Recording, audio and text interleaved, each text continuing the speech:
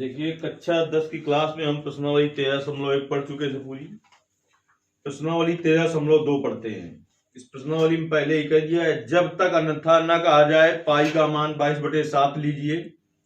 पहला क्वेश्चन है, एक ठोस अर्धगोले पर खड़े एक शंकु के आकार का जिसकी त्रिज्याएं 1 सेंटीमीटर तथा शंकु की ऊंचाई उसकी त्रिज्या के बराबर है, इस ठोस का आयतन पाई के पदों में ज्ञात कीजिए।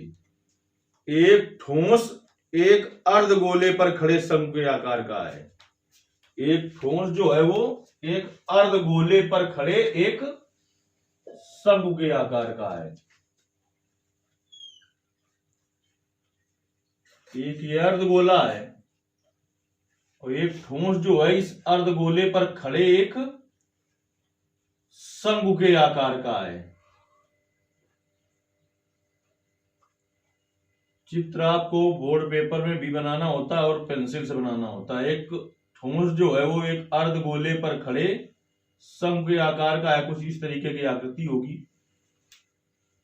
एक ठोस एक अर्धगोले पर खड़े एक शंकु के आकार का है जिसकी त्रिज्याएं 1 सेंटीमीटर तथा शंकु की ऊंचाई इसकी त्रिज्या के बराबर है। ABC, इसको O लिख देते हैं। कहता है इसकी त्रिज्या कितनी है, जिनकी त्रिज्या 1 सेंटीमीटर, यानी जो शंकु की त्रिज्या है वही अर्धगोले की त्रिज्या है।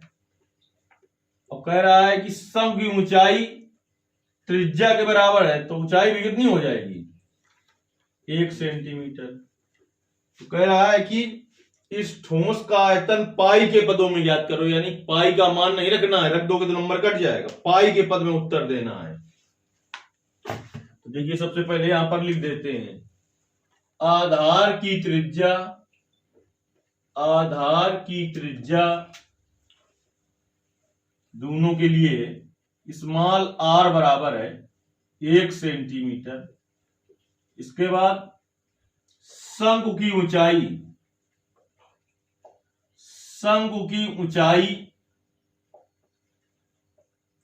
स्मॉल h बराबर आपकी 1 सेंटीमीटर है। अब अर्धगोले और शंकु को जोड़कर एक ठोस बनाया गया है, तो इस ठोस का आयतन ज्ञात करना है। ठोस का आयतन बराबर किसको मिलाया गया है, तो ठोस बना है अर्धगोला और शंकु को। ठोस का आयतन बराबर अर्धगोले का आयतन प्लस शंकु का आयतन।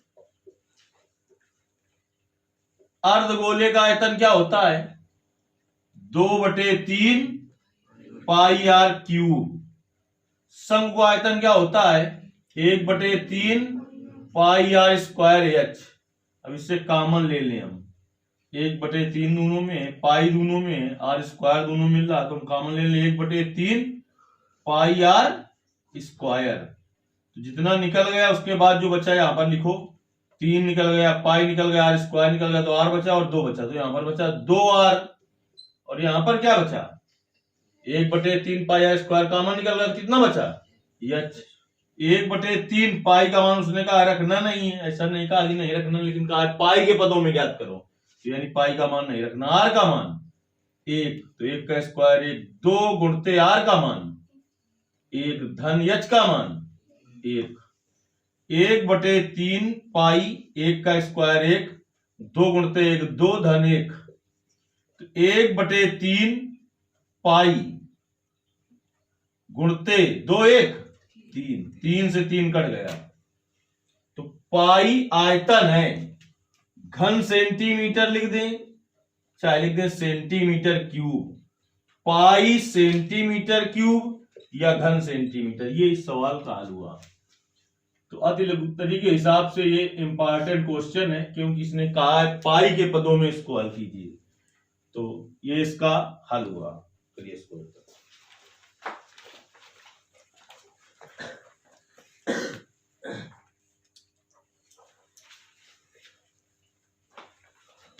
देखिए दूसरा क्वेश्चन है, एक इंजीनियरिंग के विद्यार्थी रचेल से एक पतली एल्युमिनियम की शीट का प्रयोग करते हुए एक मॉडल को बनाने को कहा गया जो एक ऐसे बेलन के आकार का है जिसके दोनों सिरों पर दो शंकु जुड़े हुए हैं। इस मॉडल का व्यास 3 सेंटीमीटर और इसकी लंबाई 12 सेंटीमीटर है। यदि प्रत्येक शंकु की ऊंचाई 2 सेंटीमीटर हो तो रचेल द्वारा बनाए गए मॉडल में अंतरिक्ष हवा का आयतन ज्ञात कीजिए। मान लीजिए कि मॉडल की आंतरिक एवं बाहरी विमाएं लगभग बराबर हैं। ये भी इंपॉर्टेंट क्वेश्चन है, 2-3 बार आ चुका है। सबसे पहले क्वेश्चन को पढ़ लेते हैं सही से। तो देखिए इसमें मेन चीज ये कहता है कि मॉडल जो है बेलन के आकार का है जिसके दोनों सिरों पर दो शंकु जुड़े हुए हैं। पहले ऐसी आकृति बनाते हैं। बेलन जो मॉडल बनाया है उसने वो बेलन के आकार का है लेकिन दोनों सिरों पर दो शंकु जुड़े हुए हैं।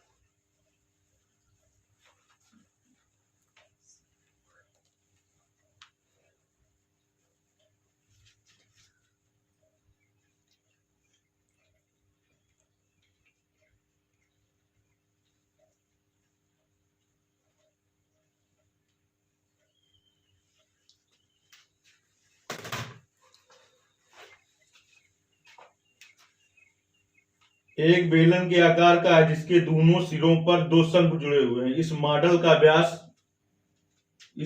का व्यास 3 सेंटीमीटर, ये हुआ व्यास, यहां से यहां तक का ये है 3 सेंटीमीटर।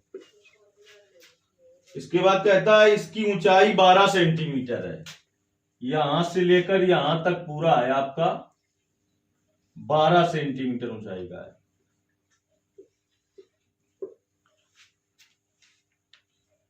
तथा प्रत्येक शंकु की ऊंचाई 2 सेंटीमीटर है।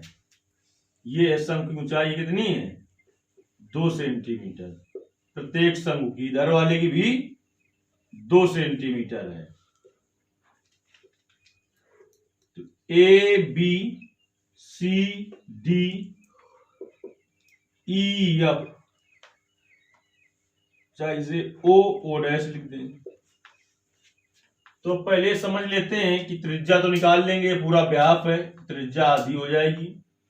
लेकिन बेलनाकार भाग की ऊंचाई कितनी होगी ये समझ लेते हैं पहले। पूरी ऊंचाई कितनी थी? यहां से लेकर यहां तक 12, कितनी कम हो गई? 2 इधर 2 इधर, 12 में कम कर दो कितना? 4, तो कितनी बची? 8 सेंटीमीटर बची। तो इसमें कितनी हवा आएगी? इसके आयतन के बराबर। किसके आयतन के बराबर? एक बेलन और 2 शंकुओं के आयतन के बराबर इसमें हवा आएगी। तो इसने पूछा है कि इसमें अंतरिक्ष मतलब इसमें इसके अंदर जो है उसके हवा का आयतन ज्ञात करना है। तो सबसे पहले लिख लेते हैं आधार का व्यास, क्योंकि व्यास दोनों का समान है।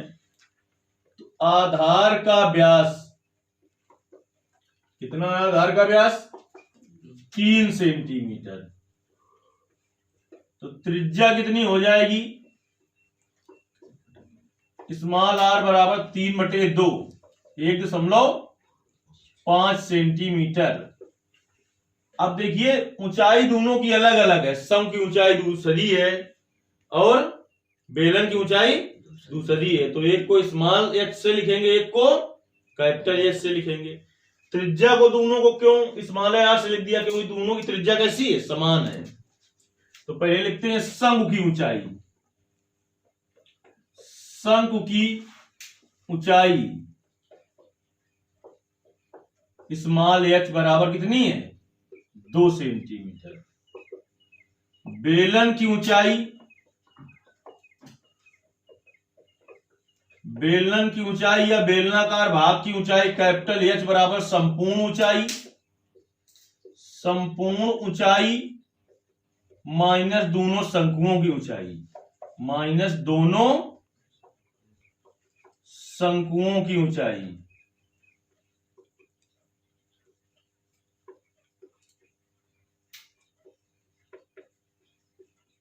तो कैपिटल H बराबर संपूर्ण ऊंचाई कितनी है 12 माइनस दोनों शंकुओं की ऊंचाई कितनी है 4, तो कैपिटल H बराबर 8 सेंटीमीटर। इस तरीके का एक मॉडल बनाया गया है। तो मॉडल में अंतरिक्ष हवा का आयतन पूछना चाहता है वो, तो मॉडल में अंतरिक्ष हवा का आयतन बराबर बेलन का आयतन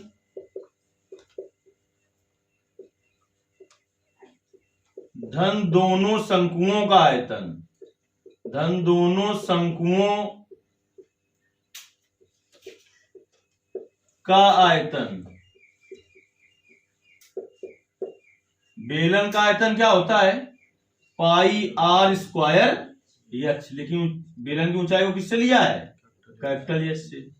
अब शंकु का आयतन क्या होता है 1/3 पाई r स्क्वायर h, लेकिन कै शंकु हैं 2, तो इसी में 2 से क्या करें गुणा कर दें। तो आ गया पाई r स्क्वायर h धन 2/3 पाई r स्क्वायर स्मॉल h। अब कॉमन क्या होगा पाई r स्क्वायर, क्या कॉमन होगा तो क्या आ जाएगा capital H plus 2/3 small h। यहां तक कार आ समझ। अब देखिए पाई का मान 22/7,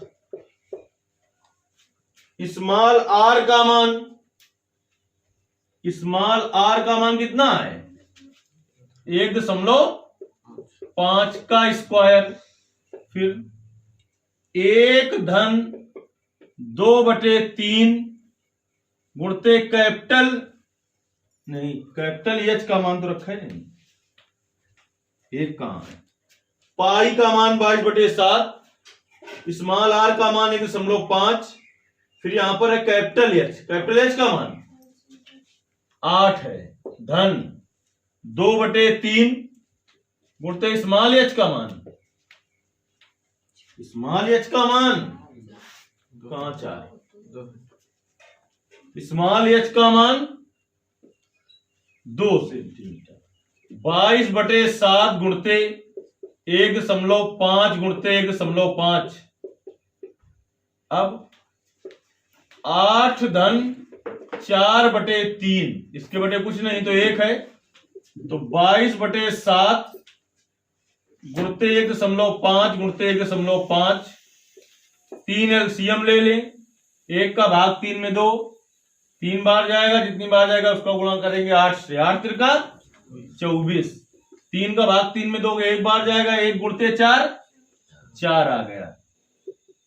22/7 गुणते 1.5 गुणते 1.5 गुणते 24 4 28/3, 7 चौक 28, इससे काट दें 5 3 15 0.5। अब इसका इसमें गुणा करें, 5 दूनी 10, 5 दूनी 10 1 11, 1 अंक बाद दशमलव गुणते 1.5 गुणते 4। तो देखिए इसका 15 एकन्नम 15, 15 एकन्नम 15 1 16, 1 अंक बाद दशमलव, अगर ये 0 शामिल कर लो इसमें तो 1 और 1 2 अंक, तो इकाई की तरफ से 2 अंक बाद दशमलव गुणते 4, 0 5 चौको 20, 6 चौका 24 और 2 26, हासिल 2, 4 एकन्नम 4 2 6, 2 अंक बाद दशमलव 66 सेंटीमीटर क्यूब। इस मॉडल में जो हवा होगी उसका आयतन कितना होगा? 66 सेंटीमीटर क्यूब होगा। ये भी काफी इंपॉर्टेंट क्वेश्चन है आपका। करिए।